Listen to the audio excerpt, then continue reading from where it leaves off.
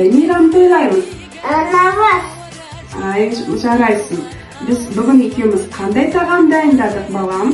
Наурыз көже. Ja. Мен дәмнен саған ауыз түйге берейін, содан кейін сен атаңды, әжеңді, папаңды шақыра қой, жарай ма, балам? Жарайсың.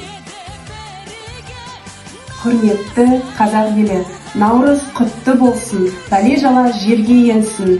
Әрдайым келесі наурызымызға жетуге Алла нәсіп етсін. Барлықтарыңызды құттықтаймыз. Рахмет.